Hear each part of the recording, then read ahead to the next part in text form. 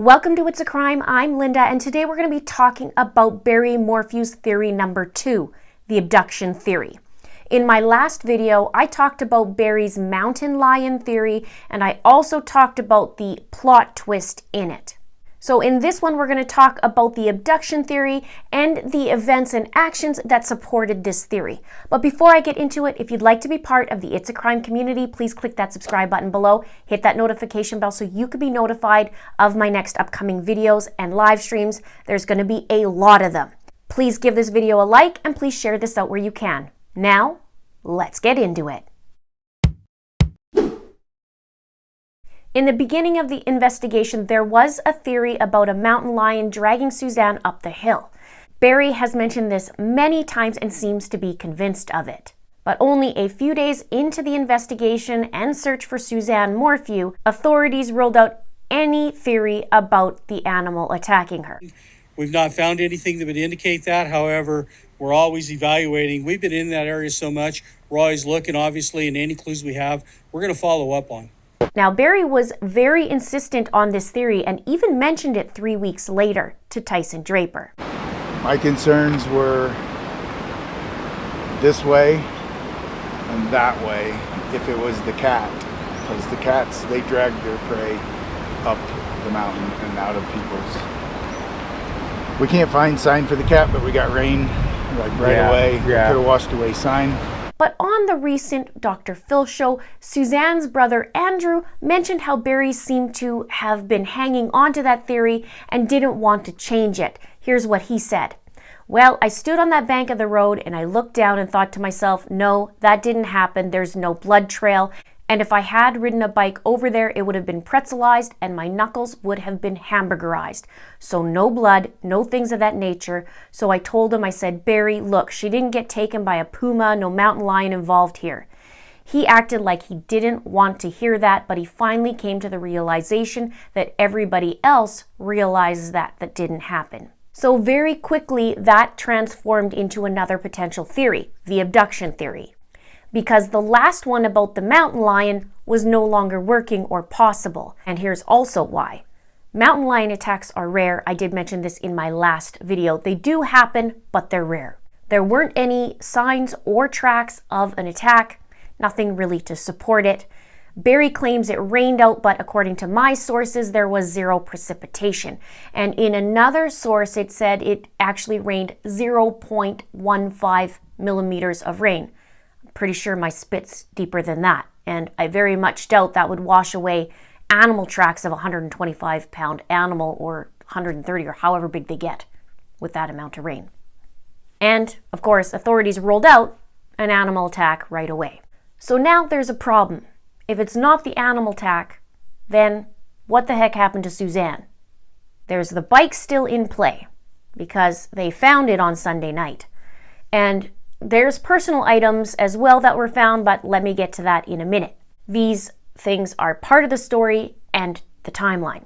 So what's a guy to do, right? He needs to come up with a new theory, a plausible theory, something different, yet something that ties these clues in.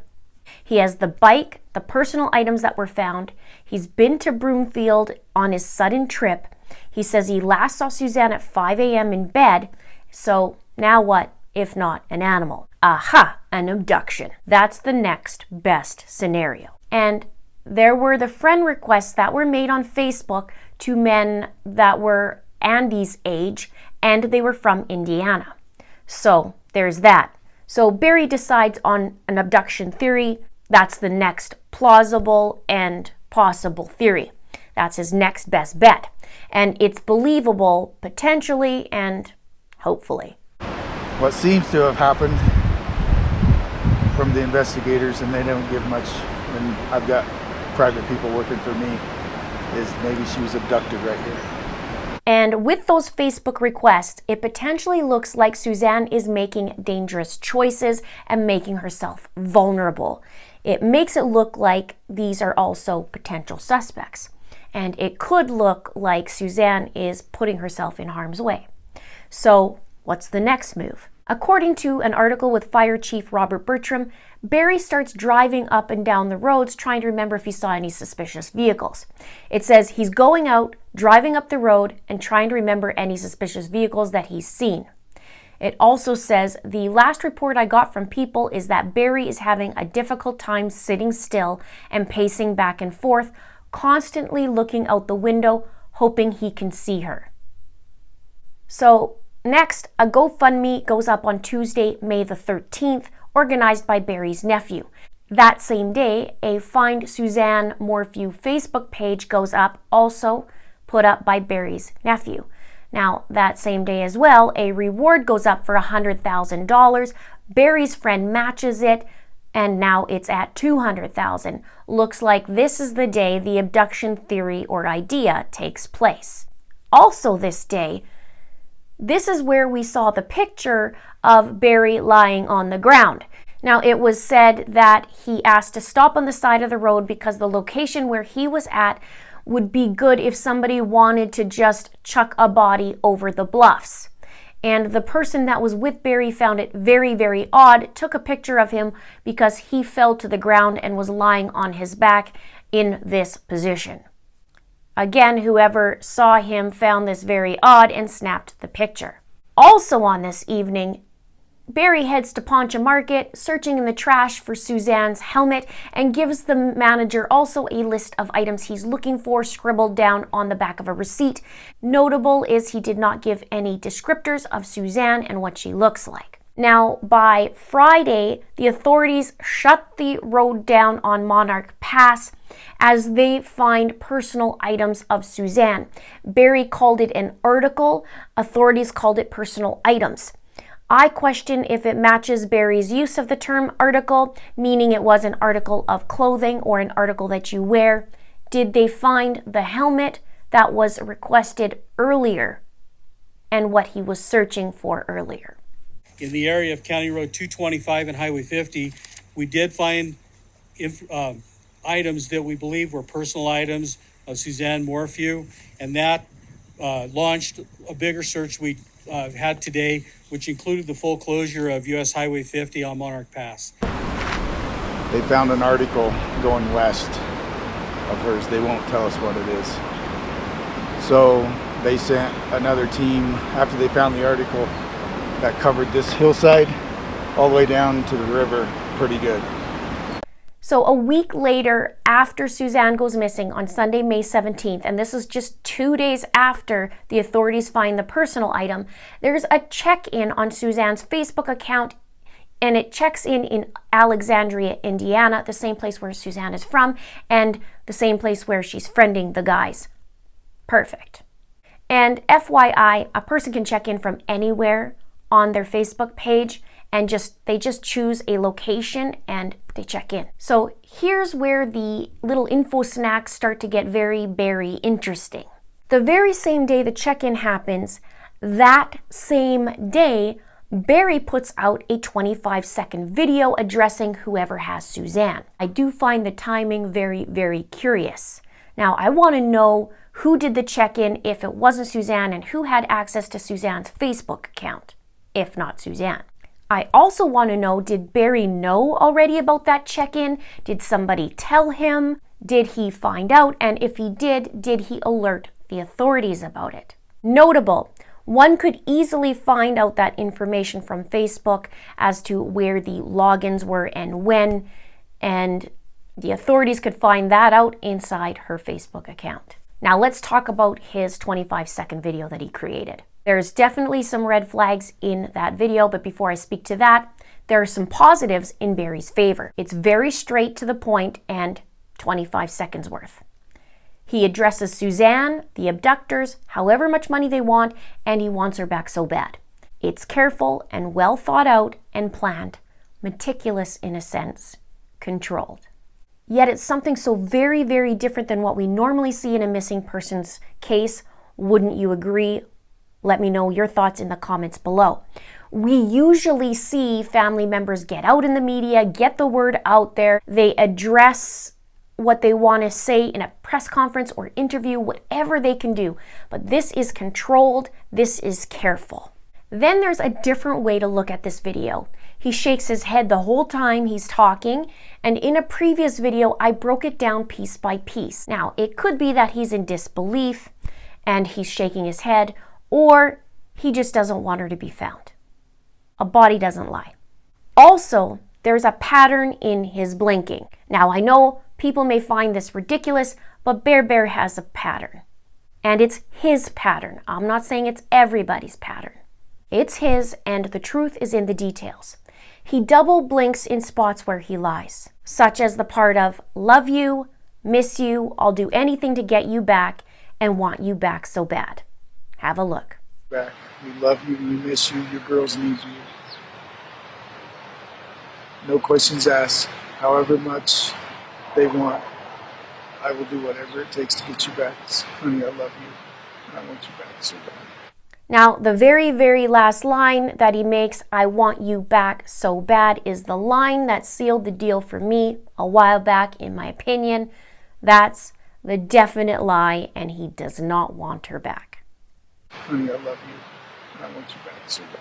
And I want you back so bad. And I want you back so bad. Now, I'll play the 25-second video and just keep in mind of these things that I've just explained. Oh, Suzanne, if anyone is out there that can hear this, that has you, please, we'll do whatever it takes to bring you back. We love you, we miss you, your girls need you. No questions asked. However much they want, I will do whatever it takes to get you back. Honey, I love you, and I want you back so bad.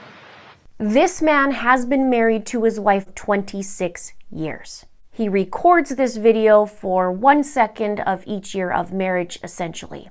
He has the time to create however long he wants. He chooses these 25 seconds and these words, and he's satisfied with it. Notable, the authorities did not acknowledge this video nor help in the creation of it. In an abduction case, it is very, very sensitive in nature. I'm sure you would agree. And from my understanding, authorities would help or assist in creating it so it speaks to the abductor without putting the victim at risk. If he does want her back so bad and will do whatever it takes, why didn't he ask the authorities to help him create this video? Why didn't he show up in the massive search with his brother-in-law, Andy? Why hasn't he done whatever it takes? For example, getting out and talking in the media, no matter what, and whatever it takes. We've had a lot of media bother us, and obviously this is very emotional. Oh, absolutely, bro. Private from me. So the truth is in the details, and actions speak louder than words. Also notable, no abductor has ever come forward from that video. And the $200,000 paycheck is quite the paycheck. I wonder what kind of tips, though, came in from the tip line. Now, here's where some of the confusing parts don't line up. It contradicts this theory. If it was an abduction, what would be the explanation of the sound in the middle of the night at the riverfront property? Also, what is Barry doing out at 4 a.m. in the morning, rambling down the road and texting, trying to gather people for Broomfield? Did something happen right before? Did he get a phone call to get to the job early? And then, according to Barry, he sees Suzanne at 5, asks her to go to Denver since the girls will be in town. So off he goes to Broomfield, 3 hours away. And in an article with the fire chief, Robert Bertram, he says Suzanne was known to ride her bike before church. In my last video, I questioned how he knew that. Was it that he saw Suzanne often, or was it that Barry mentioned it? But from his information, it could mean perhaps that Suzanne likes going out at the same time every Sunday for a bike ride before church. And with an abduction theory, what that means that somebody could be tracking her every Sunday morning or tracking her movements and her schedule. I wonder though, did Barry go on these bike rides with her? He definitely wasn't there that morning because he hightailed it to Denver. So all systems are a go in the abduction theory. But then this question also arises. If Suzanne was abducted Sunday morning, why did Barry have the worst night of his life the night before? And why did he only do a half an hour work and not set up the job in Denver like he was supposed to do? That was his goal, right? He mentioned in Tyson's video that he went to Denver to go set up the job for his workers. The problem is, though, his electronic data from his truck does not line up with the timeline that he gave to authorities. Why is that? And if he did have the worst night of his life, he's rambling down the street at 4 a.m. in the morning. He asks Suzanne to go to Broomfield even though it is Mother's Day and she then was abducted. Did he know about the abduction? How else would we explain these other actions? Weird. So in a matter of days, there is this new theory and events that take place. So if not a mountain lion, then the scenario is Suzanne went biking, someone targeted her in a small town of 135 people. Suzanne is, as we know, a beautiful woman and she's petite, so potentially an easy target, and she's attacked on her bike. The bike was sent down the hill and then someone abducted her. That's what Barry also says in Tyson's video. Somehow, though, the personal item that was found was 0.3 miles away west of where her bike was found. Did the abductor chuck it out the window? Did Suzanne fall down the hill and was disoriented and walked the other way from her house, and then there was the personal item that was dropped? What was the personal item? And how else would that item end up west of her? Let me know your thoughts or theories in the comments below. Barry expressed his anger about the police botching the evidence and letting people pass by. He said that in a news interview, and he also said that with Tyson Draper in his video. He said that too many people were also touching the bike and wrecking all the evidence. So they found her bike just right against that tree down there? Well, no, it was on the ground. The wheel was facing, and the sheriff department, they screwed everything up. They shouldn't have touched it. Oh, really? Left it. It's evidence. They pulled it up, and then the sheriff we had cars over here. Well, the sheriff let everybody drive through here, covering all, or messing up all the evidence. They were walking all over this area, which if somebody abducted her, they would have had foot tracks. They would have fingerprints on the bike. And they let 10 other people touch the bike. Oh, man. I mean, we was really upset that first night. That I was in Denver, so oh, you were? I didn't get here until 9 o'clock that night. Yeah. And my friend's an Army Ranger, and he knows this stuff better than anybody. He did 400 tours in Iraq, Afghanistan. He's also staying eerily silent until recently, really, but only to defend himself, not search for Suzanne. And you know where I heard of that and studied that before? Let's have a chit chat below. Talk to me about this theory and talk to me about the mountain lion theory. I'm curious what your thoughts are. Please subscribe if you haven't done so already. Please like and please share. Thank you so much for watching. See you soon.